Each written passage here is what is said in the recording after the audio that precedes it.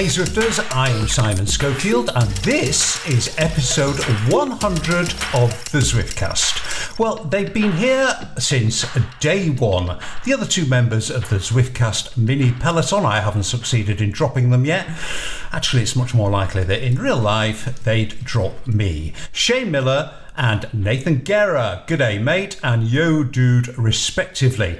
Shane, ever think we'd get to 100 not out?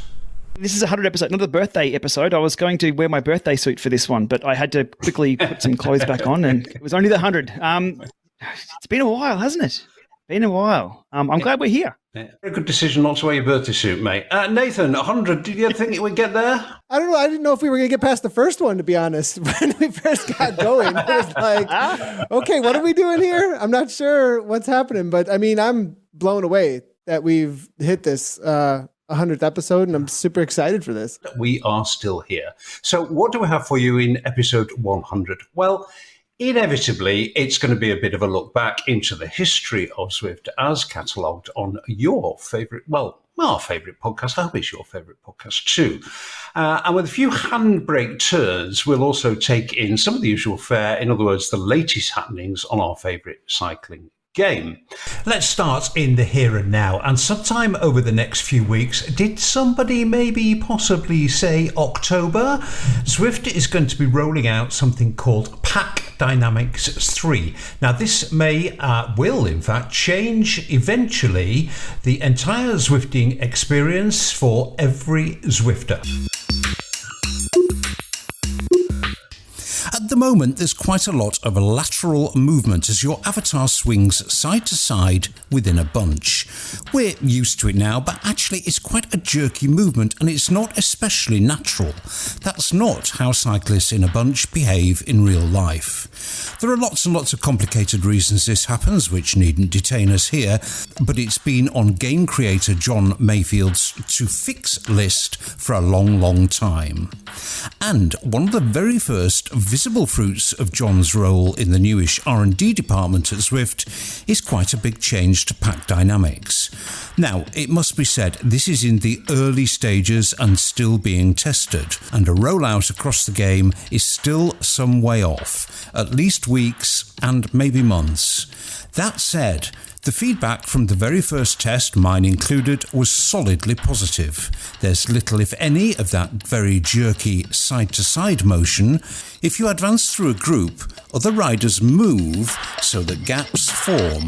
There's none of that weird riding through another rider thing going on. The same applies if you're slipping back through the group. Gaps open up. The combined effect is a much, much smoother experience and a much more natural look. It's more restful as a visual experience.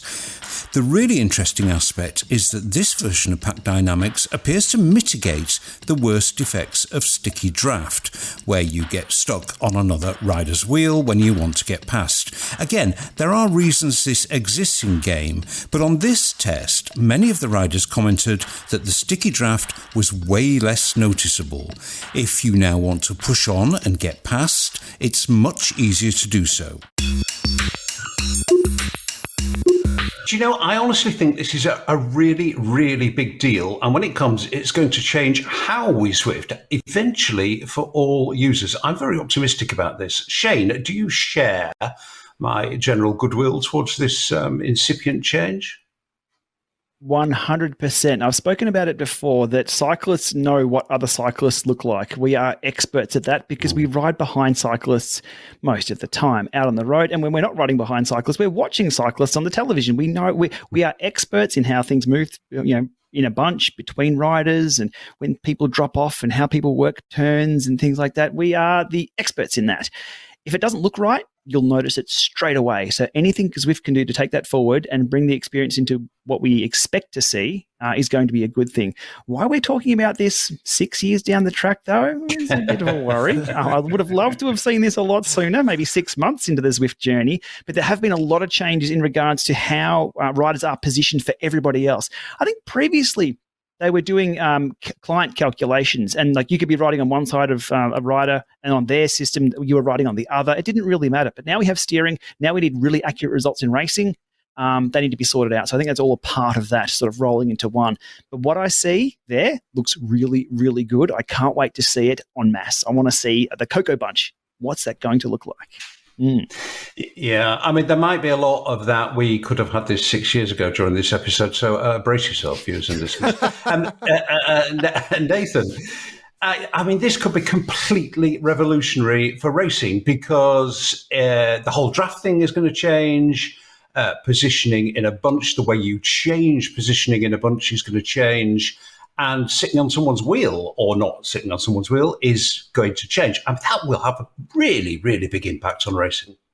Oh, it's a huge impact. I mean, just yesterday I was having a conversation with one of the Zwifters that I interact with like a ton. And we're talking about TTT, and just with Pack Dynamic 2, there were so much changes, like huge amounts of like pushing people off. Now with wanting to even have more interactivity, and this is what we've been talking about for a really long time, interactivity that is natural to cycling though, right? Like there's a lot of this, like, how do we gamify? Well, this is gamifying. This is actually bringing in a new variable that you have with the control of your avatar. And that little bit will actually change, because you think about the domino effect, the variables that you have that are happening between all of the different, all the avatars out there are going to really moment to moment change because of these pack dynamics. As you can see, the way that the avatars are trying to jostle around each other and actually make space for each other, that's cycling, right? And it's interactive cycling. So I'm super excited about this. Yeah, me too. One of the first projects from the John Mayfield Research Lab, somewhere in the dungeon in Long Beach. Actually, it's probably not in the dungeon, but, you know, it would be nice if it was. So we will say what we've probably said quite a lot during 100 episodes of Zwiftcast. Well done, John, but can you get on with it, please? Because this is going to be a big, big change. And it's going to be great to see it. Okay, let's start with the history thing, and let's go back. Let's go all the way back to episode 1.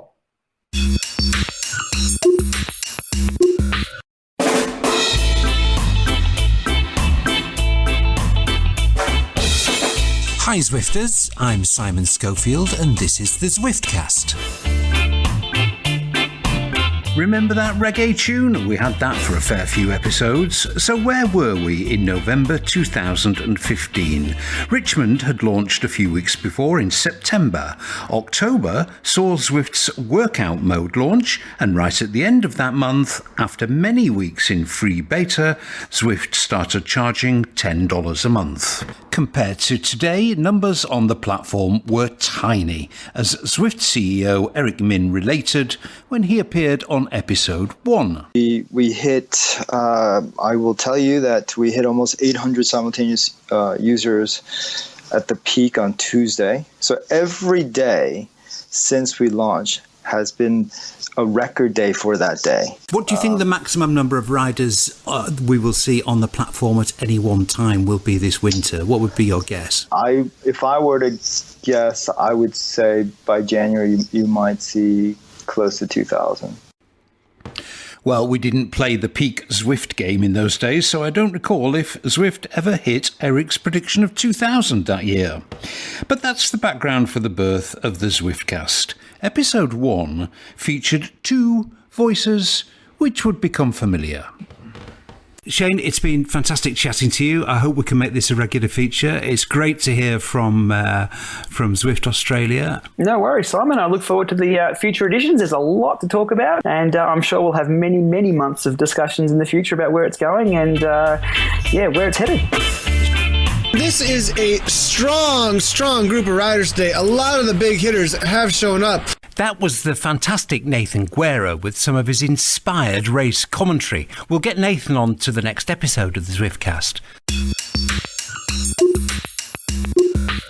Well, we did, and he's been here ever since. We've not managed to shake him off yet. I mean, I'm so grateful for you two for what you do every time we do the Zwiftcast. And that continuity has been fantastic, actually. A lot of things, a lot of ideas start and then things fall by the wayside. But us three have managed to come together on a fairly regular basis and talk nonsense about a cycling game. So well done to all of us three, I think. Maybe the listeners might just like to know a little bit about how we make the podcast. I mean, it's not fantastically interesting, to be honest, but, a bit behind the scenes stuff we'll try for Zwiftcast 100. I mean, the big hassle, I suppose, for us is coordinating time zones. We are in probably the three worst places in the world for getting together: Australia, Europe, and the Midwest. I mean, the time zone divergences are quite big, and it does my head in every time I try to organise an episode. I have to go into an online calculator to work it out. I still haven't got used to it. But, I mean, the upshot is that actually it's reasonably relaxed for me and Shane. And normally it's like 7 a.m. for me, which in winter is a bit kind of dark and cold, but, it's okay. Normally it's kind of late afternoon, I think, for you, Shane. But Nathan, my friend, you consistently get the short straw. I mean, 1 a.m., which is the time we started today, is like relatively civilized for you. We have done it at 2 a.m. and even 3 a.m., but you always get the short straw. However, you are something of an owl rather than a lark. It's true, isn't it?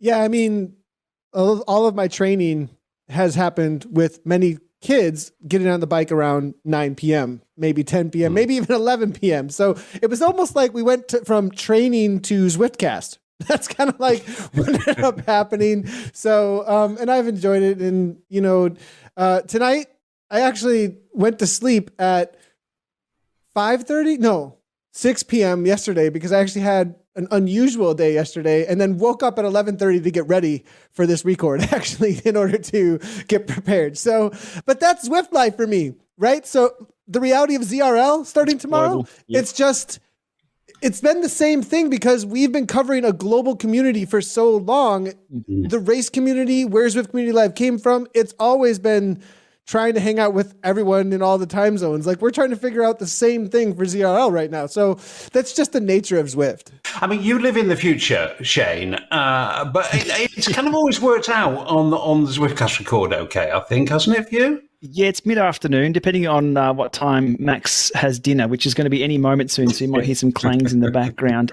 But just to throw another spanner in the works, it's daylight savings next week, I think, so we're going to be phase-shifted an hour, and no one knows which way. It goes one direction, but we can never figure it out. One thing I've got to mention, though, is the weird locations we have recorded the Zwiftcast. Now, it's been dodgy hotel rooms in Vegas. It's been Simon in your car away from jackhammers. I've been in my top room. I'm in my little tiny small room down here. Nathan, you're in the basement somewhere. We can record this anywhere, and thanks to technology, it usually comes together pretty well. But yeah, there's been some strange locations. That's a funny one, Simon. Remember we got kicked out of the hotel that one time when we were in the we did. I remember we were in Long Beach actually, and we were doing it in a very attractive kind of atrium area. But I hadn't either sought or obtained permission to do a recording. And you know what people are like, as soon as they see a camera, it's like, what's this? What's that? What's that? And we did get kind of hustled out fairly quick smart by a very large man in a very smart suit. I seem to remember. But yeah, one way or another, we have always pretty much managed to get it done. Okay, let's get this out of the way nice and early. Unlike my esteemed companions on the Zwiftcast, I famously do not have the Tron bike. There it is, finally, the Tron bike. Well, officially the Zwift concept bike unlocked. I didn't push the right buttons. Hell, maybe there was no Tron bike button when I started, a little before Shane and Nathan, just saying. And by the time I realised, well, it just seemed too late. But I would like to take this opportunity to prove that whilst climbing really isn't top of my I absolutely love this list, I have climbed some mountains. This has not stopped my beloved colleagues ribbing me and jipping me endlessly about my non-Tron status. It's okay. I've learned to live with it. Will I register ever? Nah. The moment has passed.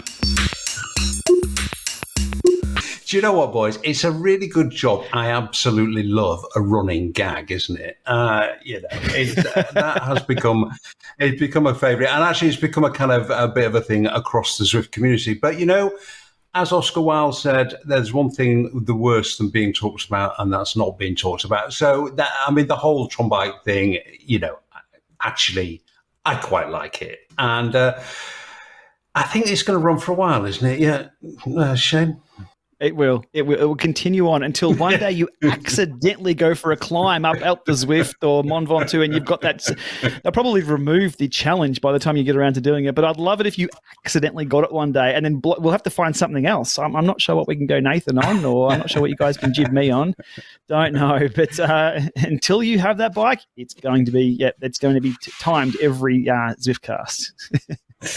I don't not like climbing. I do like climbing, actually, but yeah, well, it's never quite happened. And Nathan, I would imagine, I don't know if you've done your stats recently, but you could have had, 20 Tron bikes, 50 Tron bikes.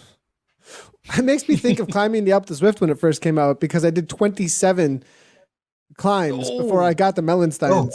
27, I got the masochist achievement and didn't get the Mellensteins. I've done a little bit of climbing, just a little bit, but my stats are a little down this year. I went outside and started racing pro a little bit again, and Tim just took off. Tim Searle just was like, is there any competition here anymore? No. So as far as stats go, we're not, I don't think I'm even in the top 10 anymore. Side note on Tim's stats, I think he's going for 5,000 Ks this month. In the last 30 days rolling, Tim has done 4,753 kilometers. That's going to have to be a record. We'll get these Zwiftcast listen fact checkers on that one, but I ain't going anywhere near that record, so he's going to hold that for a long time. That's phenomenal riding from Tim. Yeah, and Tim Searle is nothing if not, what should we say, consistent. He's a complete monster. I did have a ride with him once in real life, actually, and he tore my legs off. I mean, he just tore my legs off. Yeah, that endurance hasn't slowed him down. No way. You do the Pac-Man rides on the hump day, 350 watts plus, holding on. You're like, aren't these long Ks meant to slow people down? Nope. Yeah, he's a very, very strong guy, and proves that, Zwift is good for you. Zwift is very good for your outdoor fitness. Okay, well, before we launch into our review of stuff that's happened over 99 episodes of the Zwiftcast, let's just tackle something a little more current, one of those handbrake turns coming up. To much wailing and gnashing of teeth, Zwift has announced that juniors, that's riders under the age of 16, cannot join the Zwift Run Zwift Racing League. HQ was forced into reacting to this with a statement after the big fuss caused by a kind of out-of-the-blue change to the rule set for e-racing. Maybe it would have been better to get ahead of this, Zwift, by giving an explanation when you did it rather than after you did it. An explanation simultaneous with the rule change might have been good, but hey, they didn't. Anyway, you can understand the reaction, because who doesn't want to get kids more active more often? The Zwift mission. And a lot of kids were really, really enjoying that racing. Nathan, it's not really surprising that people were mad. Well, there's the reality of this is the future of cycling. There's a lot around the world when it comes to growing cycling and the next generation. I mean, my own heart after a new generation of cycling, that's where vision cycling came from, so there's I can hear that and I understand that completely, the development of the sport, and a lot of places where people are like, hey, our sport just needs to grow, and wait, what are we doing here? So yeah, your knee-jerk reaction is, wait, why are you doing something against a good cause? We want to go toward good causes. This is good, and so you feel like someone is like just shooting down something everybody could root for. Yeah. At the same time, there's really good reasons for this, like really, really good reasons for this. So there is, and let me just explain some of those, because we did. Well, all of us actually kind of reached out to HQ to say, hey guys, what's this all about? And it is probably best to make clear that this change doesn't apply to all junior racing on Zwift, but only the Zwift promoted and partnered series, especially, as Nathan said, the WTRL series. And the organisers of that phenomenally successful league, unfortunately, did cop for a lot of flack on this when the flag was flying. Now, as Zwift perhaps didn't do the best job of defending themselves on this, we need to offer some context here, which Nathan just hinted at. We all had a quiet word with HQ, and the story is that, as anybody who has had any dealings in this area knows, the issues around child protection and child safety and privacy on the internet for juniors are horrendously and rightly, quite rightly, very complicated. It's a very, very complex area. Then throw in, as Nathan was saying, a global situation with dozens of different jurisdictions, and it is very, very complicated indeed. There's lots of different laws, there's lots of different regulations, there's lots of different codes. You would basically need a small army to police this, and the amount of time and people and resource that would be needed to devote to Zwift being compliant in this area is just, well, as I said, it was just too much. I mean, it's unfortunate, Shane, because kids racing on Zwift is just fantastically brilliant in so many ways. But I have to say I have a bit of sympathy with HQ here. It would just be close to an impossible task without several hundred people devoted to it full time. Yeah, look, I think a lot of it is around the data protection laws. If you think about when GDPR came along and the impact that had on Zwift Power as a third-party source, now with the WTRL being, I guess, technically a third-party partner, and then add to that the data laws for every different country around the world, that is a phenomenal amount of work. It's just too hard to do. Now, looping back a little bit, online and children, I guess in 10 years' time is what I'm going to have to deal with very soon. You got to be 13 or 16 to hold a social media account site. So I think Facebook, it's 13. In theory, yeah. Instagram, yeah, that's exactly right. In theory, and they're big enough that they've got lawyers and everything to deal with that, I guess. But Zwift themselves, technically a smaller company, still have to adhere to all the same laws, all the same policies. Implementing this would be a monster task, as you alluded to there, Simon. So that's probably the disappointment there. But however, the devil in the detail is that it's only this certain series. It's not stopping children from jumping on Zwift and enjoying that, joining in the regular rides that tick over. There are a few limitations on children's accounts. I believe there's no chat. Hopefully there's some issues around followers and following and things like that to protect them from the general public. But it's just, it all comes down to the data, I believe. It's just very, very difficult to do. But yeah. Yeah. Unfortunate, but understandable, I think, is probably the take of all three of us on that. Okay, well, let's step out of the present and look back now, because we are on Zwiftcast 100. So we are going to take a trawl through history, and we're quite interested to see what Zwift has achieved since episode 1 of the Zwiftcast. Well, quite a lot, actually. We'll be hitting some of the highlights, as well as some of the lowlights, because that's what we do on the Zwiftcast. We don't hold back. One feature in episode 1 now seemed weirdly prescient.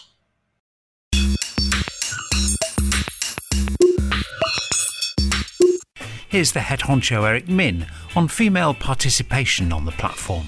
In terms of percentages, I would say that 92% are men, 8% are women, and we'd like to see that percentage of women grow. I'd like to think that we can help, support that growth. And one Zwifter who's taking a lead in this area is Cassie Baldy. Tell me why you started the Ladies Only Facebook group. Well, if we gather a community together of women, we can encourage each other to take part in these races and these even group rides. And then we can sort of get the process rolling of getting more women out there. So, have those ambitions been realised? Well, let's find out. When the Zwiftcast started, a mere 8.3% of Zwifters were female. By episode 99, that had more than doubled to 17%. Now the number of women on the platform is growing faster than the number of men, with female accounts up this year by 123%, a higher percentage than the growth in male accounts. Female participation, though, varies by country. In the USA, 20% of all Zwifters are female. In Spain, that's only 8%. What Zwift is doing is working, and there's more to come. Well, you two, over the years, we have been fairly quick to call out Zwift when we think they've got something wrong. But on this, They've absolutely got it right. I mean, it's taken a while, but growth in this area it is quite slow. But they have doubled female participation, which is a really significant achievement, actually. Nathan, great philosophically, great for the zeitgeist, great for women getting into cycling, but it's also a really good business case. That is where growth will come from for Zwift. I have to say that as far as talking points go, this one comes up all the time now. And I remember that episode so clearly. Like, that was a major talking point in that episode. And now half of, or more than half of, the commentary we do is excitement about how much women's racing is actually growing, and that we have all of these pockets and camaraderie and just awesome teams growing in a way that is almost different than the men's side of things. It brings its own flavor that just has this awesome atmosphere around it, and really takes off into real life in some ways. Examples: Aeonian, Egowatt. You've got what starts the pros classes and the rave teams. I mean, there's these women's brands that are taking off as teams because of Zwift now, and the amount of growth that you're talking about with those percentages. And it's people, a lot of times, Kristen Kolchinski being like at the top level, an example of people who never would have raced bikes or never been this into cycling, who are now completely represented and killing it in the community, and making huge splashes. And it's super exciting. Yeah, it really is. I mean, Shane, I don't think they put a foot wrong in this area. I mean, I really, really don't. Right from the get-go, racing was equal. It was never going to be anything else. It's had equal coverage. They put as much resource, perhaps more resource, into female racing than they have into male racing. They've got this bit right. They really have. Yep, I agree. Remembering Zwift Academy was first women only. For the first year or two, I believe. So the focus has always been there. My wife is an avid Zwifter, which is awesome to see. She's currently doing Zwift Academy. She's not in top form at the moment, but she's jumping on. She's doing the rides with other women. She's got a group of friends who, if we're in either lockdown or we can't get out for riding, jumps on. There's always a group to ride with. And one thing, and I believe I've told this story before on the Zwiftcast, is I was at the bike store, just talking shop, and I think she was about a 60-year-old lady comes in, and I'm like, respectfully grandma age. She wanted a kicker. She wanted to buy a kicker to get on Zwift. And I'm like, I sort of stood back and went, that would never have happened before. Like, we used to get these trainers to ride hard and do intervals and go out and race. That was all they were for. The game has changed. The game has completely changed. And to see this woman walk in and buy a kicker and get it all set up, I'm like, this has had there's been a massive phase shift from training indoors and doing your workouts and suffering, that's all you do in erg, through to I want the social experience. And that's what Zwift provides. And with the Zwift Academy, with the women's riding, exclusive women's rides as well. So, and I don't think we've had any guys really complain about, I've been locked out from these rides, which is good to see. Women want to be their own little group rides and things like that, not be smashed by the ego dudes. It's all there on Zwift. It's great. It's been really, really good to see. And we also get to share the hardware here too, which is handy for me. So Yvonne, my wife, is riding. She's on the Kicker bike or the Stages bike or whatever new trainer I've got. And I'm sitting there collecting data in the background as well. So it kind of helps my work that she's on there. Yeah. And really interesting to see, and you'll never know whether this is the case or not, but anecdotally, anecdata, as I saw a really great portmanteau word I saw the other day, anecdata, I'm going to give you some here.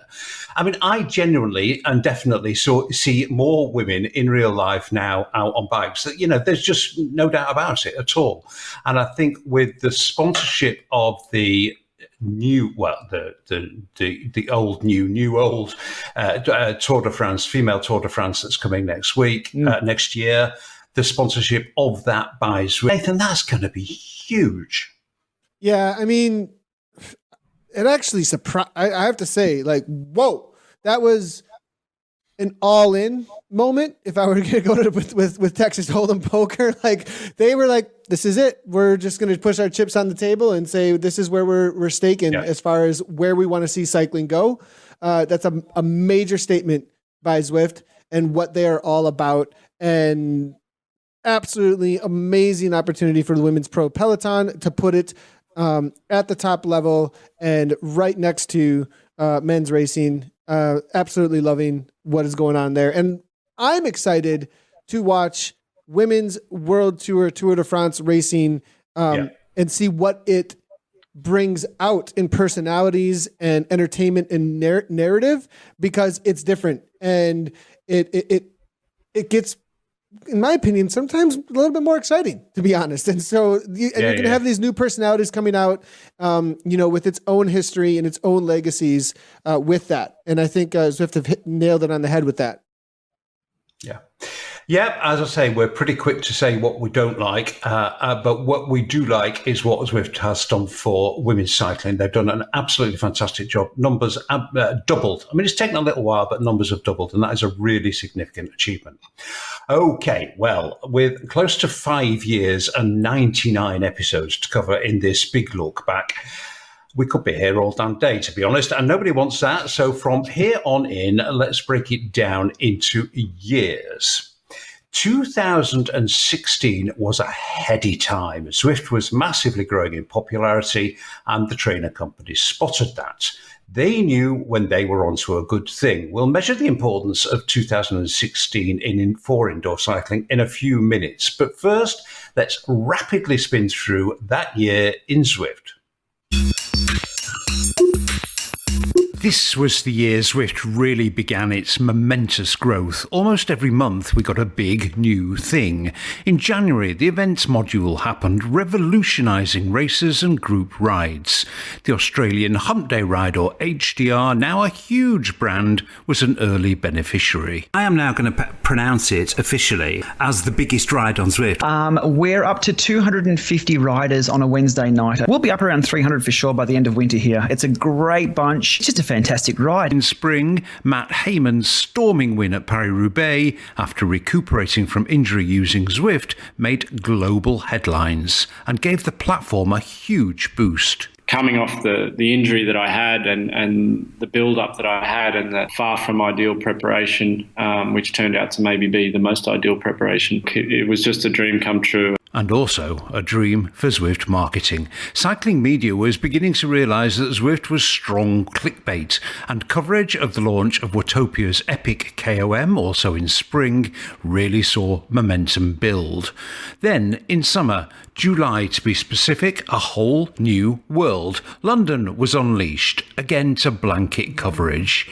Even us three started to sound like we were quite getting into this Zwiftcast malarkey. The voice of Zwift, Nathan Guerra. Yo, dude. Hey, how's it going, Simon? And Mr. Oz, the llama himself, Shane Miller. G'day, mate. G'day, Simon. How's things? All this Zwiftiness was manna from heaven for the trainer companies. Wahoo had got in first with the Kicker, Tax had counterpunched with the Neo, then what the Dutch company had hoped would be a killer blow. The Tax Flux. Everybody's been looking for the product that's going to really, really compete hard against the Kicker. It's extremely attractively priced. Yes, we do believe it's a Kicker killer. Although it didn't really work out that way at first, as Shane almost broke the internet. It was unfortunate the first one broke. It was very unfortunate the second one broke. As for why and how, look, I don't know. By September, at the bike business's German jamboree, Eurobike, which the Zwiftcast team, well, me and Shane, attended in person for the first time, special guest DC Rainmaker, as ever, nailed it. This is the best time to buy a trainer. I think late October is going to be the best time we've ever seen in the history of trainers to buy a trainer. Then, in December, an early Christmas present, Zwift launched on iOS, massively expanding the number of devices it would run on and making it much easier to use. 2016 was a big year. I use the phrase heady days in that, Shane, but they really were heady days, particularly for tech. The innovation leaps that we saw were huge. That curve was very steep at that point, and it's flatter now. I think everybody will probably say that. Is that just inevitable that innovation curve is a bit flatter than it was? Yeah, we've gotten to a certain point now where the trainers are quiet, they're accurate, they provide pretty much the same experience across the board. There's been tweaks with compatibility for through axles and different types of bikes and things like that, and a few other peripherals. But I've got to say, if the trainer difficulty was the innovation curve at the moment, it'd be down about 10%. There's not a lot happening at the moment. That's because there was so much progression early on. And things being pushed out. So I'm keen to see what's coming up. We have hints of Zwift hardware coming along. We haven't heard anything about that, though, other than they are working on something. So I'm keen to see what they're up to. Hopefully they can push that slider to at least 50%, that default spot. Do you think, Shane, do you think scope for innovation remains? I mean, again, if you look at the whole history of Zwift, we used to stare at the garage wall. And then there was a great leap forward where we didn't stare at the garage wall and we could ride with people from all over the world. There was like this massive leap forward. And then really the changes we've seen beyond that have been incremental, to be honest. There's not been another revolution. Do you think the trainer pattern and the trainer pattern of innovation is going to be the same as that? There was this great leap forward when we first got smart trainers, and since then they've just got a little bit better and a little bit better and a little bit better. Is there any big scope for innovation remaining with trainer companies? On the hardware side of things, I don't think so. I really don't, because really cycling is all about a pedal comes up and you push it down. And when you do that, the other pedal comes up and then you just push that one down. Cycling's very simple.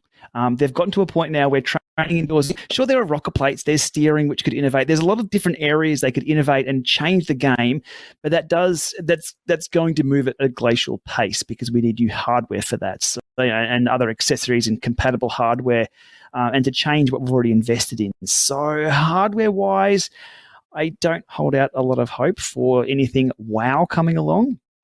But the software-wise, that's almost unlimited. It really is. And we've gotten little snippets of what could be coming, clubs and things like that, sort of, auto-categorization, all those sort of things.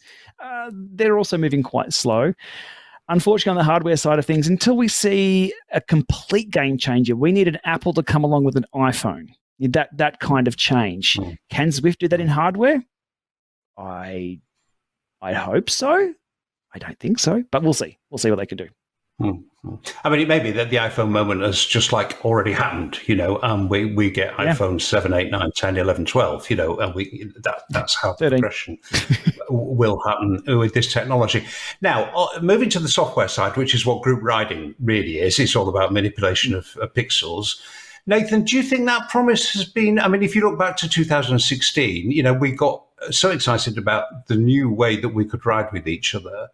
Do you think that promise has been delivered upon? I mean, in some ways, you've got to say it has, because we were having a conversation offline about this. Some of the competitors have introduced some new features recently. One of them in particular, they've introduced a whole set of new features, but none of it is social. And the whole thing about Zwift, the whole essence of Zwift success, if you like, is social, and the heart of the social thing is group riding. So that promise that was just beginning to start in 2016, Nathan, do you think that has been delivered upon?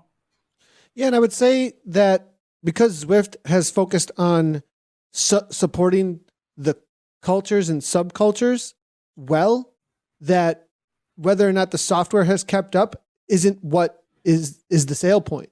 I know of a ton of different teams and brands of and essentially clubs that just exist in Zwift at this point from all over the world, all over different countries that identify with either countries, a cause. I mean, the amount of good causes, the amount of clubs that are running group rides, the amount of coaches that are coaching.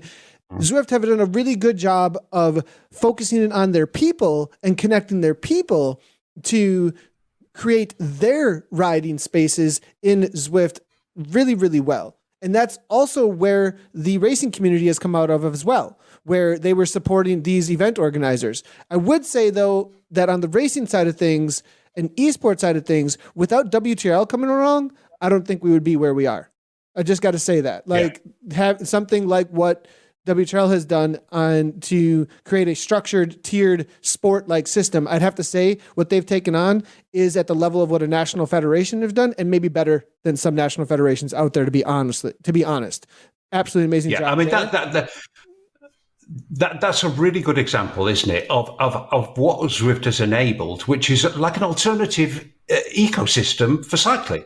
You know, that they really have enabled this network or mesh of brand new organizations, all devoted to one thing, which is getting people cycling together, and it just happens to be virtual. So, I think we can give them a bit of a thumbs up on have they delivered on the social promises that they made to the consumer. I really think they have, actually, and unless rivals or competitors can do something similar, I think they're doomed, to be honest. Anyway, let's spin onwards to 2017, and probably even now, what remains Zwift's biggest crisis, the dreaded price rise.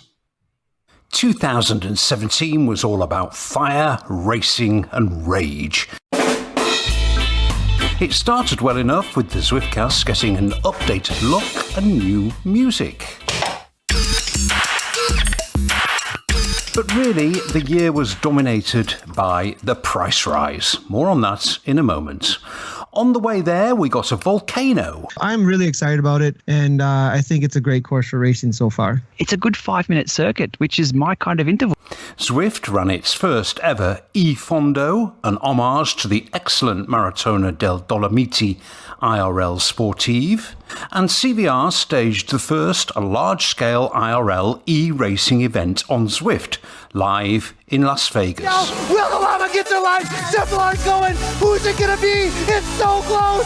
Shane Miller with 10 watts per kilogram. 1 second is the difference. Oh my. The first time the three Zwiftcasters actually met in the flesh. We're in Las Vegas where Shane was competing, and that's a story which we will be exploring because it's quite a story. And Nathan was commentating with just a little bit of help from myself. But 2017 is maybe going to be best remembered in the history of Zwift for the price rise. Hiking the sub from $10 a month to $15 provoked uproar in the community. A regular in the Zwift venting area, John H. Hampton, rather hilariously sent me a video of him reacting to the fire and fury in the Zwift riders group. No one is forcing you to pay it. Don't like it. Don't use it. View. Yeah, that's essentially the view of Zwift riders. Was that English? What? I love my Zwift and I want to be a long-term customer. Don't mess it up, Eric. More servers. Okay, let's see. Where's the outrage? Outrage. 66% increase hopefully means it will work 66% more often. Seems reasonable. Updates currently are few and far between. Simon, that sounds like more podcasts. That's on you. Oh, this is great. This is perfect. I have been looking for this comment. I have absolutely no idea how computers work comment. This guy wants Zwift to fix his trainer that he bought 100 years ago before he'll pay another dime. I feel there needs to be more transparency with your price increase. How much more transparency do you need? It's $15 now. That was pretty clear. Zwift team, how many subscribes do you currently have? 400,000 replies Gunter G. Gullerts. Quote Eric Min, last Zwiftcast? What's a Zwiftcast? Again, arbitrary. It's again arbitrary. We need like a buzzer, like the arbitrary buzzer. 25% would be okay, but over 62% of the other new companies rolling out alternatives must be rubbing their hands together. Yes, all of them. Anyway, I'm bored now, so I will see you guys later. Bye-bye.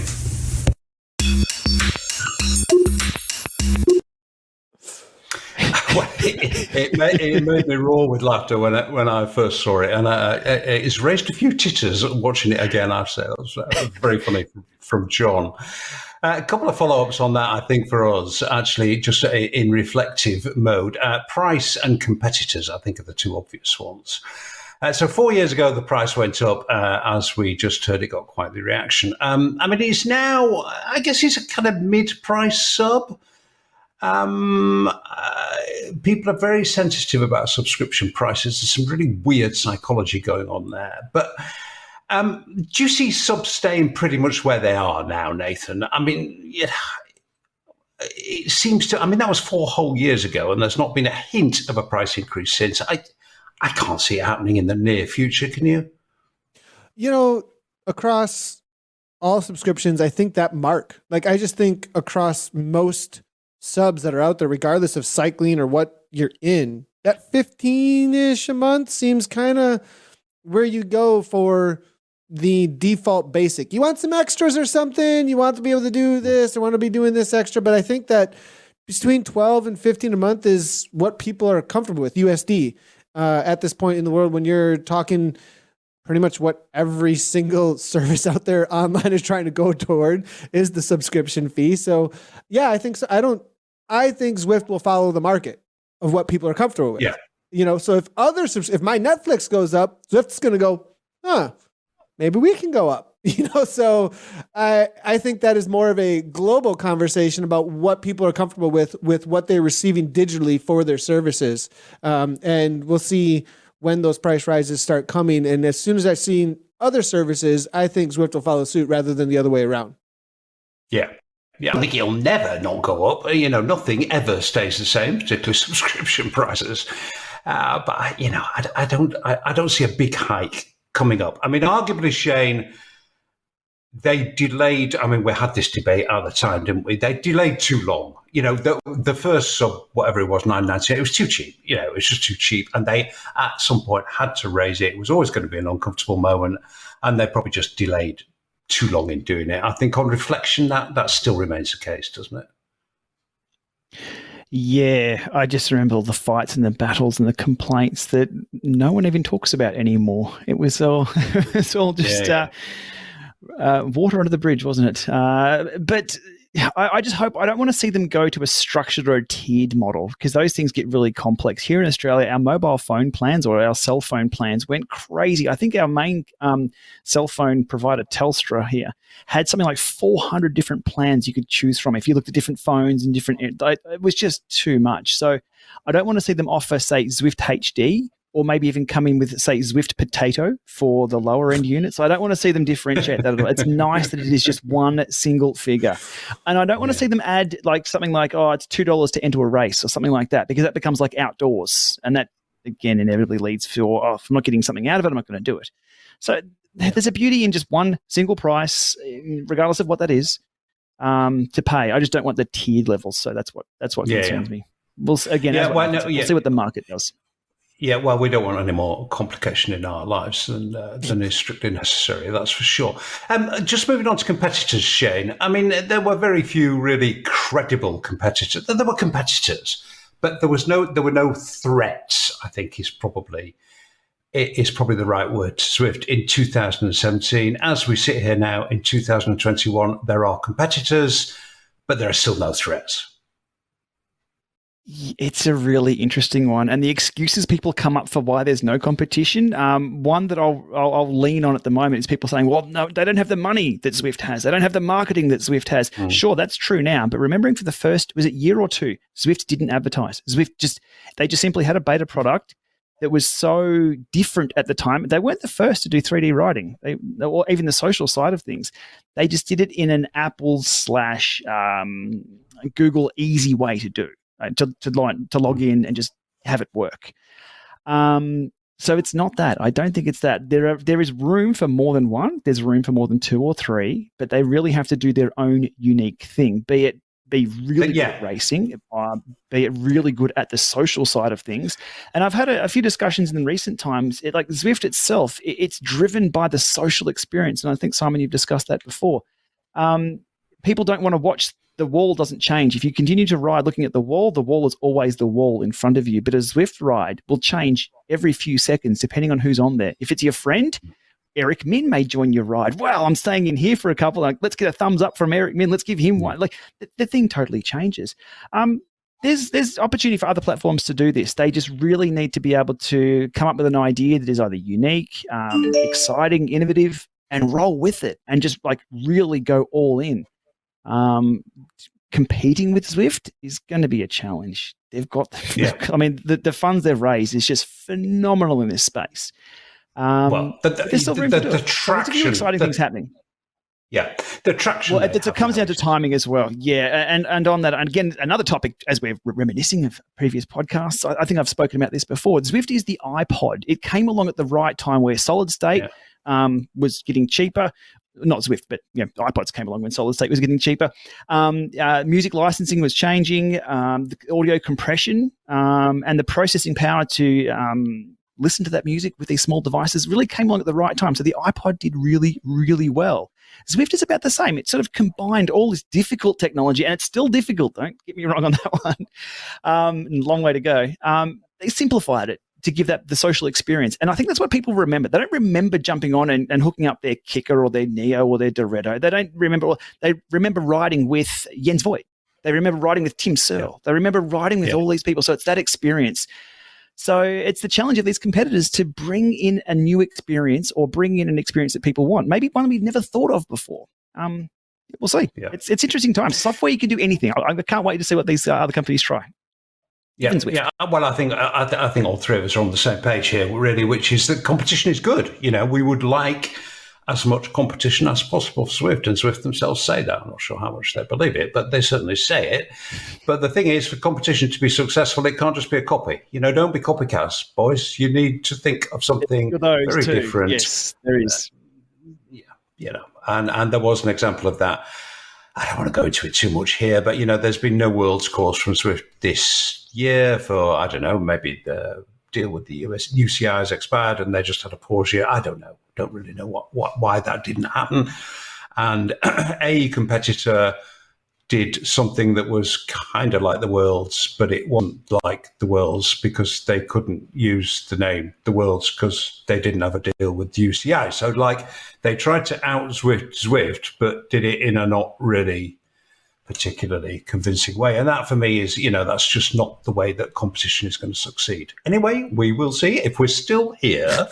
Another 100 episodes later, God help us all, including the listeners. We will see. It'll be very interesting to look back in another 100 episodes if we ever get that far to see where the competition lies then. Okay, shall we have a look at what happened in Zwift in 2018? I see no reason why we shouldn't. By 2018, the Zwiftcast had added a video version. We had a few laughs and we discussed some very important things. The only cheese, and let me tell you, Nathan, the only cheese I've ever seen in America is it's either in a tube or in a squirty thing. I'm not saying you are coming to Wisconsin, okay? Cheese aside, guessing peak Zwift had now become a thing, and we'd moved up from the 800 simultaneous users predicted by Eric Min in Zwiftcast episode 1. I'll go 8888. Oh, that's easy to remember. 9,567. Oh, one of us has got to go over 10,000, so I'm going for 10,010. In the end, it dropped a little short of 10k, but with Zwift Run, the company had its eyes on more growth when game creator John Mayfield made a rare public appearance for the official launch in February. Zwift Run could be bigger than Zwift Ride. I think that's what we call it now, Run and Ride. Do you believe that? No. In March, senior game artist Tony Yaruga took us behind the scenes to show how Zwift's newest and biggest climb, the Alpe du Zwift, was created.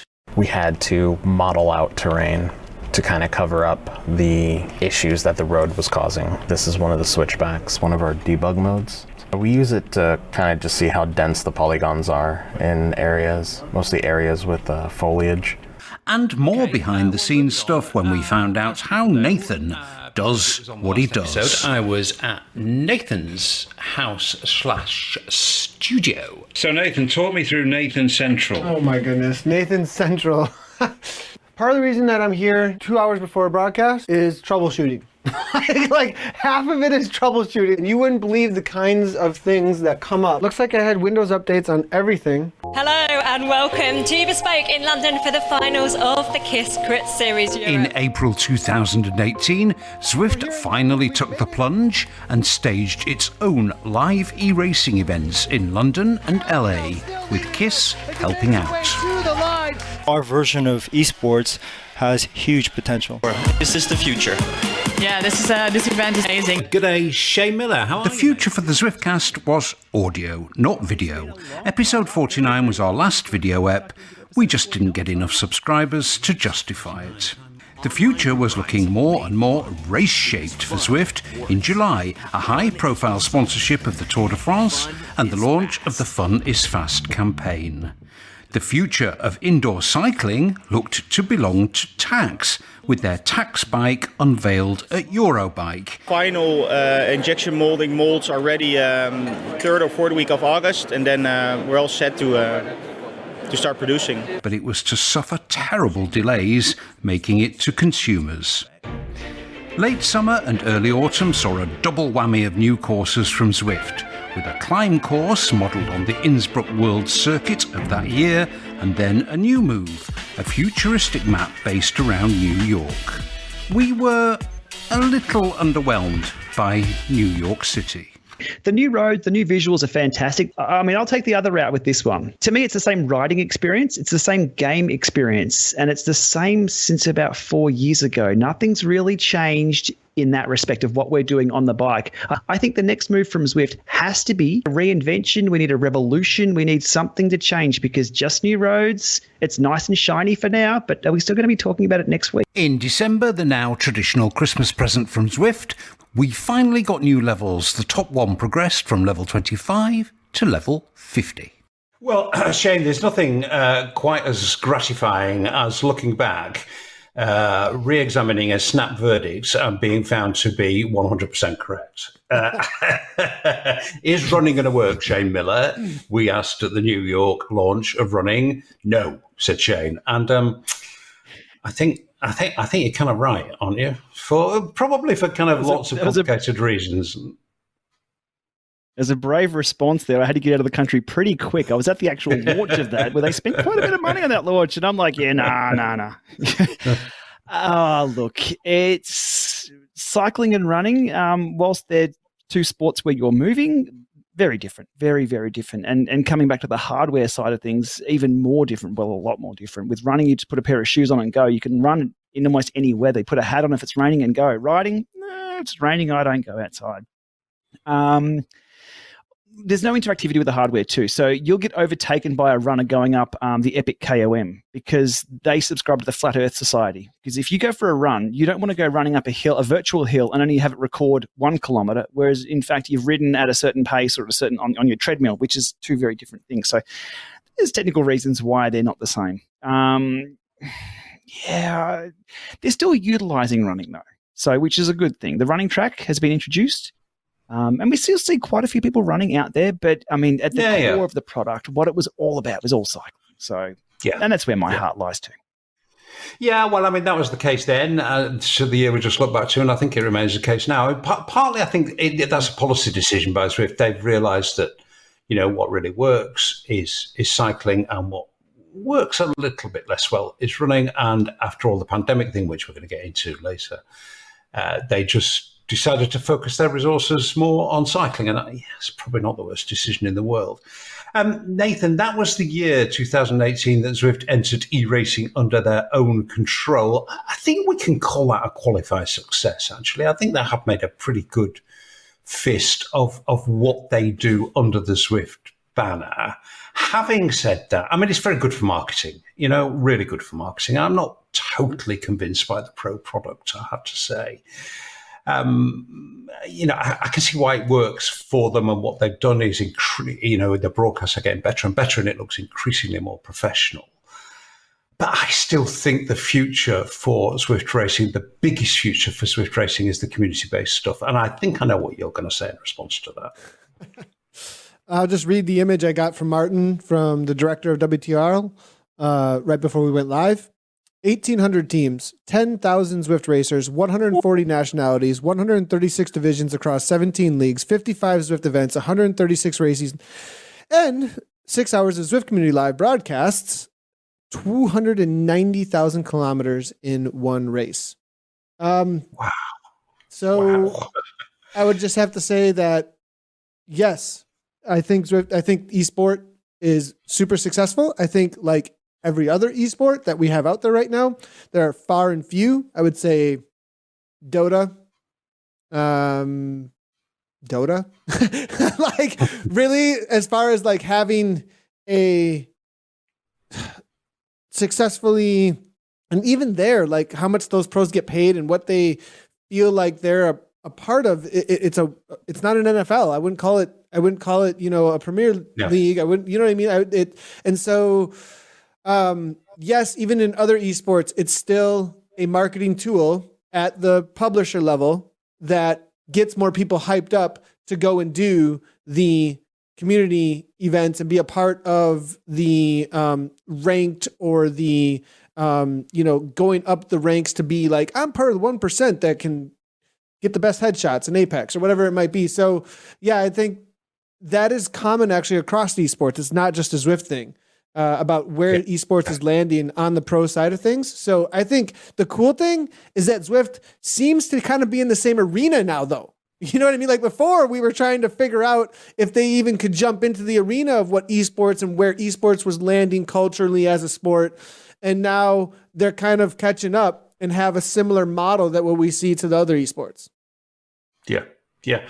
No, I mean, I think those stats that you just quoted, really, I mean, I'm sure they land on receptive ears at Zwift HQ as well. But those stats, for me, tell the story. The future, and what should be the future for e-racing, esports on Zwift has to be community based. I strongly believe that.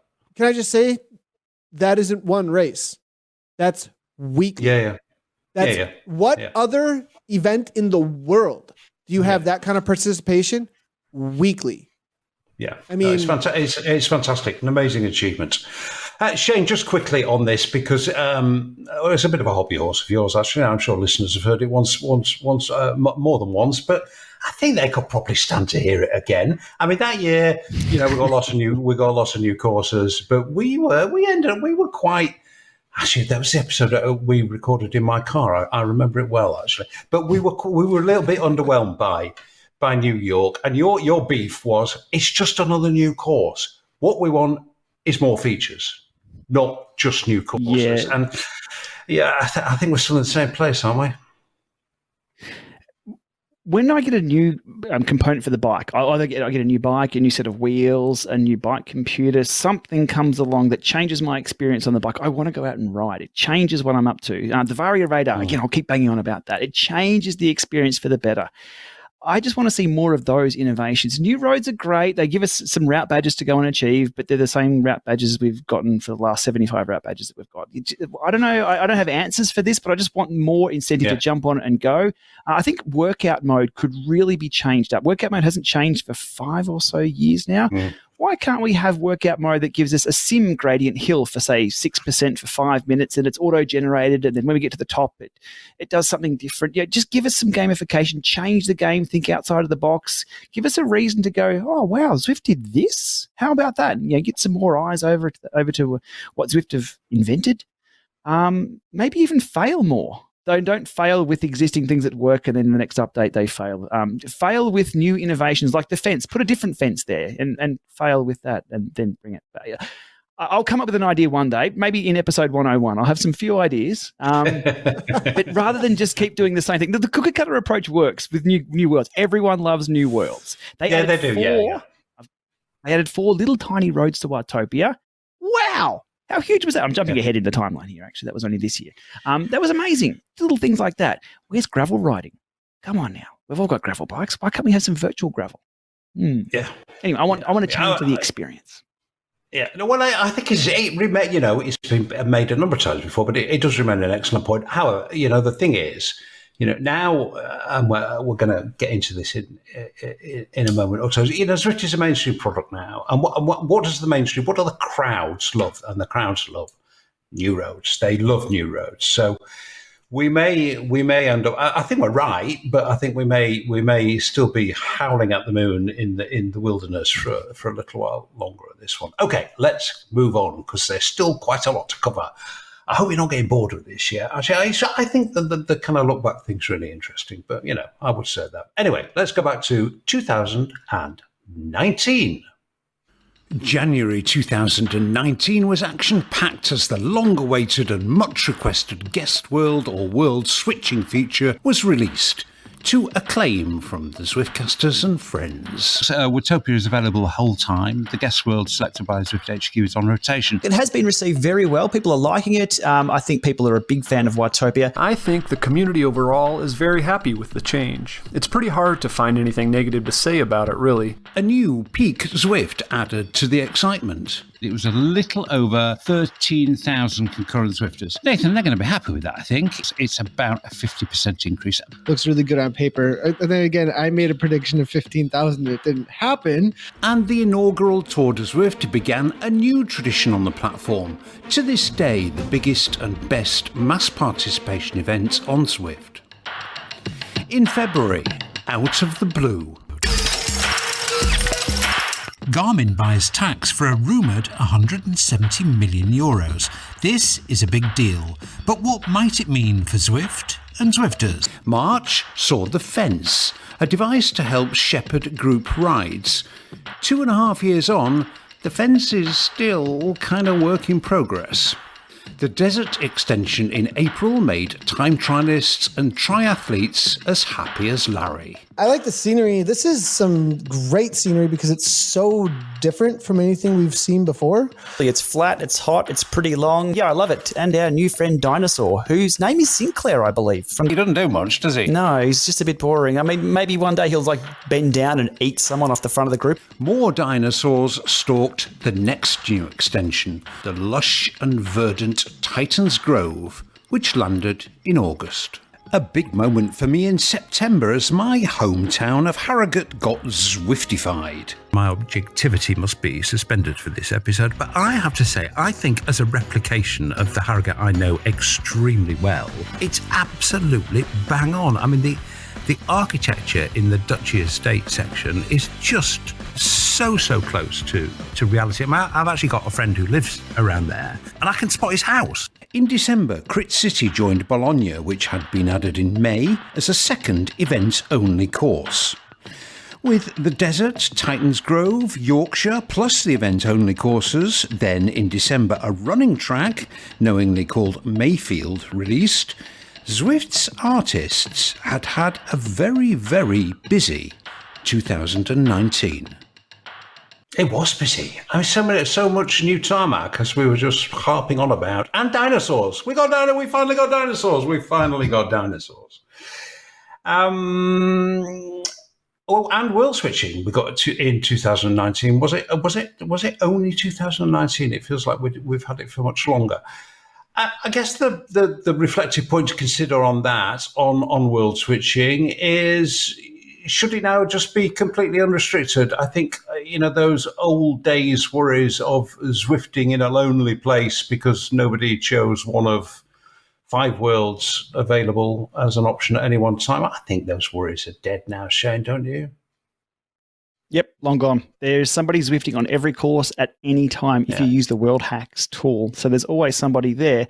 So there's no reason. The calendar that comes out every month with its Fruit Loop rainbow-coloured dots that you've got to do some hieroglyphics and try too hard.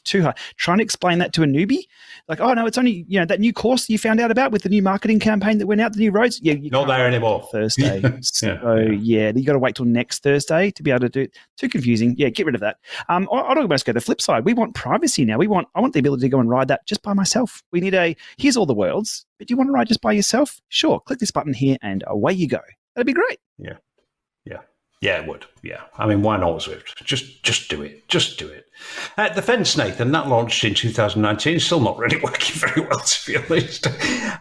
Same applies to clubs, I'm afraid, but there were reasons for that. And other new initiatives. Remember, what the hell was it? Battery boost or something? Never really boost took mode. Off that, did it? Boost mode. Yeah, never really took off. I mean, again, we were talking about this a few minutes ago, and I think Shane made the point. Actually, why not try a bit more? Why not be not afraid to fail with some experimentation, Zwift? And I think battery boost probably was a bit of a fail, to be honest. It probably just comes down to a resource issue. But are they, Nathan, too afraid to fail? Yes. But I would say that the way that they're backing up and going to the most basic, getting excellent is a good thing. So Pack Elements 3.0 is backing up and going, is everything working as well as it possibly, I mean, being just completely a race machine ready to go, right? My bike is clean, lubed up, every setting is where it needs to be. I'm about to get out on course. That's where they need to be before moving ahead, I think. And I think that they are making sure that all the little, I wouldn't say bugs, I would say all the functionality at the most basic riding level, as well as game level and how it is producing the images in front of you in order for the best interactivity. Why add other interactivity before that is solid? So I think, see what Pack Dynamics 3.0 does and then go forward from there. I would love to see, obviously a lot more experimentation and gamifications and stuff like that. But it just seems like, where are you going to put the resources? That seems to always be the conversation here. And it looks like it's going toward back it up a little bit. We got a little ahead of ourselves. There's other things that we could do that are way simpler. I don't know about simpler as far as technically achieving them, but way simpler in ideation and like what it is that you're accomplishing and the idea of it. And then go forward with something more complicated. Yeah. Maybe they're not offered to fail. Maybe they just don't have enough people to do all the things that they want to do. And lots of companies are in that position. And the pandemic changed all of that, which brings us on to our last look back for this big Zwiftcast 100 episode. And strangely enough, we come right up to date with 2020. And this is quite short. And I was going to say painful. I don't think it was painful, but hey, 2020 was quite a year. Let's take a look at it. The year started normally enough. The Zwiftcasters were excited about another peak Zwift in late January, and Shane pessimistically, we all thought, went with 16,666. The lowest was the closest. Peak Zwift came in at 16,231. That's a 24% increase on last year's Peak Zwift, a respectable, if not stellar, increase from the previous year's 13,500. Then, a few weeks later, you know what hit, and Zwift went crazy. And it went crazy fast. By early April, only 3 weeks or so after the pandemic proper, almost 35,000 users were on the platform at one time. With millions confined to home, the whole digital fitness space exploded. Zwift's subscriber growth would top out in 2020 at a 240% increase. Combined with all the staffers at HQ suddenly working from home, the explosive growth put enormous strains on the company. That pressure then built to even greater levels when a virtual version of the postponed real-life Tour de France was announced. New courses and a gigantic logistical effort to provide never-before-seen broadcast coverage meant mass redeployment of resources, and those two things, the virtual tour and coping with explosive growth, consumed the company. Just about everything else went on hold. The VTDF was a great success. Zwift reaped huge benefits. 2020 was the year Zwift went mainstream, and the company mindset changed. Suddenly, it was all about the newbies. It was really about making sure that the new customers trying Zwift for the first time were having the best experience. Like a lot of changes wrought by the pandemic, that change has gone from temporary to seemingly permanent, at least for the foreseeable future. The right decision? Well, let's look at the numbers. In January 2021, it sure seemed like the noobs had stuck around. Zwift hit 46,375 concurrent users. Let's not forget, in January 2019, only 2 years earlier, it had been a little over 13,000. Explosive growth, big changes. The Zwiftcast episode 100 does not reflect the Zwift of episode 1 of the Zwiftcast. And of course, that's completely inevitable and, in fact, desirable. You know, if Zwift had not changed from episode 1 to episode 100, we will be asking a great many questions, I think. But we like to get nostalgic. We liked it when we had direct one-to-one relationships with the very few people who worked at HQ. We liked Jarvis. We even liked racing when we kind of rolled up to a bridge and someone would type, go, go, go, go, go, go. But change is good. You know, if it wasn't, we'd all still be in our garages staring at a blank wall and wondering where our will to live had been gone. It's been quite the journey, this one, Shane, 100 episodes of the Zwiftcast. Are you still on board the Zwift train? I'm still here, aren't I? I've seen the background here. It's still actually, I've got pictures of llamas on the background there, but it's still running Zwift every single day. It's still my platform of choice for the llama lab test for testing hardware.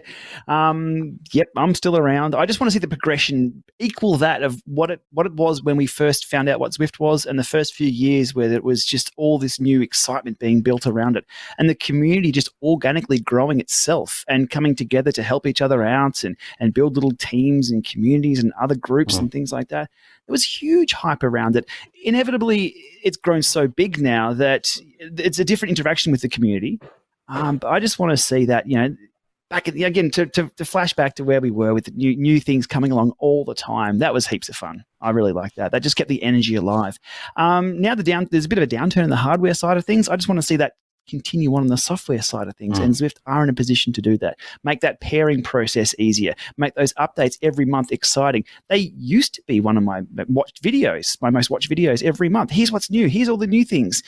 It hasn't quite gone that smoothly in the last few months. I just want them just reverse back, give us some awesome things, roll out pack dynamics. Let's just get it done. Let's just put it in October's update. Let's just do that. We'll like that. But I'm still here. Yeah, and we're glad you are. Now, Nathan, as we start another winter on Zwift, it will be our 5th, 6th, 7th, maybe even for some people. Particularly someone with user number 10. I've waited right until the end of this episode. That little bomb. But anyway, I mean, do you still look forward to the indoor season, Nathan? Hundreds of thousands of miles under your belt now? Now more so than ever, actually. Wow. So, which is interesting. There were a couple of years of development in the racing scene where you didn't have an exact aim. You kind of had these little pockets and you weren't sure what was going to happen with them. And actually, Reese from Canyon's marketing, who runs the Canyon team, is the director there. I heard him on a podcast recently. He said the same thing, that it's really found its place for what to aim at, where you should aim with the racing. And I get excited about coming into indoor season now because I can rank up. I can look at where to rank up. I know other people are thinking about that too. I know if I jump into races with these people in these specific races, I can find a purpose in my Zwift racing. Whereas, if people put events on their schedule going into their summer season or whatever it is, they're for mountain biking, they're TTing, they're track, cyclocross, and they think about some sort of goal to accomplish. Well, now I have a place to shoot those goals at. And I see that in the community as well. Athletes I coach, as far as racing goes, I'm actually more excited about getting into the Zwift racing season now than I've ever been before, because I have things to chase in that racing in a meaningful way, and not just have a series that doesn't seem like it really attaches to anything in a bigger picture. So interesting enough, this is the most excited I've ever been about myself getting involved in racing, apart from broadcast and commentating and all that other stuff. That definitely is a shift that I've noticed in my own motivations for Zwifting now. Well, that's really, really good to hear. And you are in great shape at the moment, which massively helps. That really does help in looking forward to the new season. Okay. That's it, boys. We have managed to get to 100 episodes. It must be nearly getting towards 3 a.m. with you now, Nathan, so I think it really is about time we allowed you to go. So last question for you both. I just asked you whether you were still on board the Zwift train, whether you're looking forward to the new season. Do you still enjoy the Zwiftcast? When my script drops in your inbox, Shane, do you think, oh, God, here we go again? Or do you still get a little bit excited about doing it? We get quite worthy and a bit dull sometimes, and we go on a bit, I think, sometimes. But we still have a bit of a laugh about things, I think. Do you still enjoy it? Have you got the appetite? Could you go another? I'm not going to ask you to commit to 100 episodes. Could you go another 20 or 30 episodes before you get bored with all this? I like catching up with you guys. You guys are my friends, and hopefully that comes across. So when a new Zwiftcast like things come through, it's like, okay, what are we talking about this week? Okay, do I do my homework on this? This week I didn't do any homework whatsoever. I thought it's video, we'll get it done. If it's talking about things we've already spoken about, that's easy for me. I usually do a little bit of homework, and I really enjoy it. Most of my work is done solo, so it's a great catch up. The only thing that gets me a bit nervous is when I stumble my words, or I say the wrong thing, or I come out with something that sounds stupid to me. Hopefully it sounds okay when it's played back. And you do a great job with the editing, Simon. I think I've kept my 4-letter words almost. Like, I don't think I've ever sworn on this. You probably cut them out if I have anyway. A lot of my outtakes on the YouTube stuff is not for publication ever. They're gone. I'm an Aussie after all. I really enjoy it, guys, because you guys are, we've got so much history, and we can always refer back to, hey, remember Vegas? How good was that? What a benchmark Vegas was for CVR racing. And we all, we agree. And then we move on with our conversation. It's great. No, I enjoy these. I do them weekly. We were doing these weekly during the pandemic when it really hit hard. But Simon, I do understand the work that goes into these. It is absolutely huge, especially this one. And as I keep talking, it's going to take you even longer to edit this. So I'll just keep rambling on. And we do appreciate, Simon, the work that you put in. It's easy for us to come in as technically as guests, I guess, or as a participant, or as a panelist, I think it's probably the better word. But all the hard work, Simon, it's all hats off to you as well. 100 episodes, that's a lot of work behind the scenes. It's I'm around for well, it is, I'm on. Well, I think you just signed another contract, Nathan. I think the thing I've missed, Nathan, it's just like the number one obvious thing to say in the very difficult times we've just lived through over the past 18 months or so. The thing I missed is not being able to do it in real life. The three of us actually meeting, and we've done that. I think we managed 5, 6, 7, 8 times. We've probably managed to do that. Man, they are better episodes. Yeah, and I want when you talk about reading off each other is easy. I wanted to say there about meeting in real life also kind of piggybacks on why I think the Zwiftcast is so awesome. Is that there's a lot of history between all of us. I don't think people understand, like, we don't just show up and have a discussion about Zwift.